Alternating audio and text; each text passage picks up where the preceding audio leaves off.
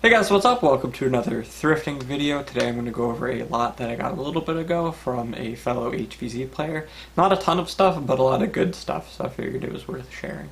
Kicking things off, I got a blaster that I've been looking for a long time. This is one of the tech target pistols. Actually, you can see the target in the background. I have 2 or 3 of them on this pegboard, but this was the original Mega Dart one, and I used to have one of these when I was a kid, actually that went with that target, but I lost it, so I'm really happy that I was able to find one of the original Mega ones.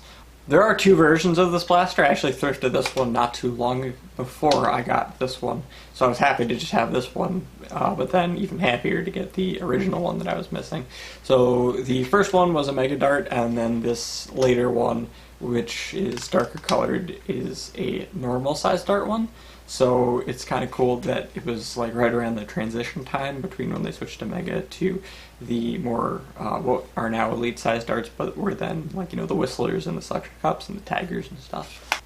Up next, I got a Modulus. I never actually had purchased one of these before because it's basically the same as the Strife. It's a semi-auto flywheel blaster. Came out a little later, but I always just bought Strifes instead of this. I never really saw a reason to. It's a bit larger, and you know, I didn't really see a purpose to.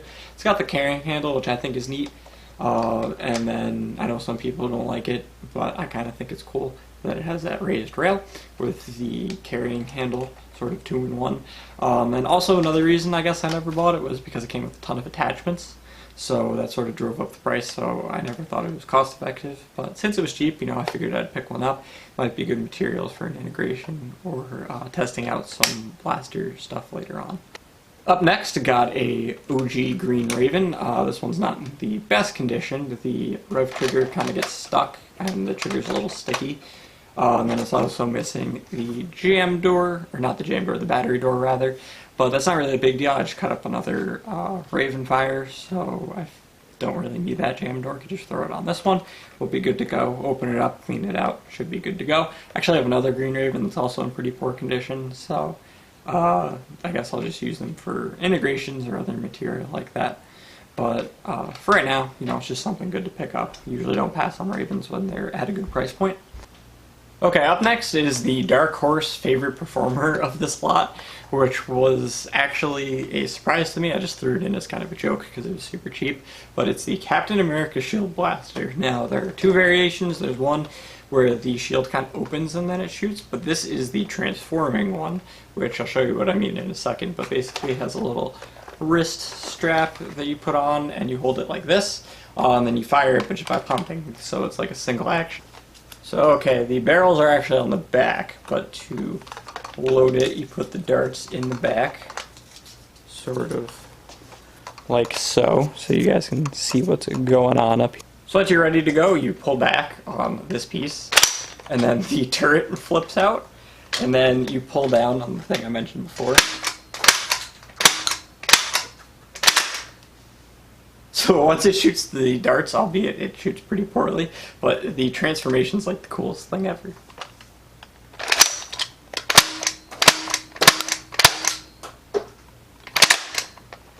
That never gets old. I literally just sat there and done that before. It's so much fun. Now I'll admit that this blaster also performs terribly and probably shoots about 10 feet, if that. But the gimmick is just so much fun that it actually makes it entertaining and sort of fun to use, almost like a challenge pretty much.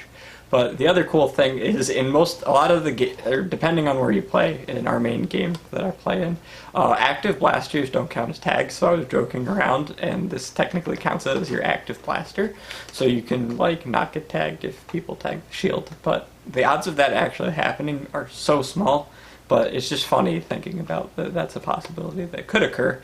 But it's such a bad blaster, I might use it as a joke or just for like a fun round or something like that. But it's so much more entertaining than I thought it would be. So fitting with the HvZ lot, it was only fitting that you get a zombie strike blaster to shoot at the zombies with. This one's long shot. I always pick up long shots. It's one of my favorite blasters of all time. I actually don't have a super modified long shot, surprisingly.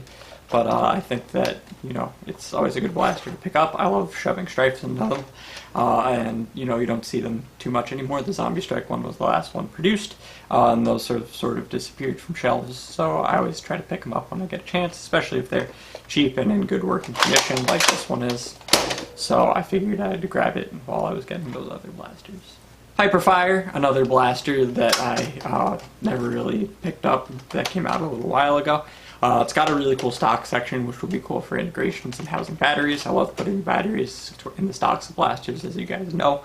So having a blaster that's already set to do that is pretty neat. And then the pusher belt thing sort of turned me off from getting one of these a while ago. But it's not as good as a Rapid Strike pusher, I guess, from what I've seen and from what people have said. So I haven't tested that, but now that I have one, probably just chop it up for integration pieces, but maybe we'll mod it in the future.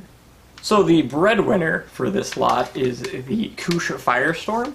I've never actually seen one of these blasters in person. They're fairly rare from what I understand. You don't see a lot of listings for them, so I don't really know what it's worth, but it's a really cool vintage blaster that like I said, never seen before, only seen like one or two videos on a long time ago.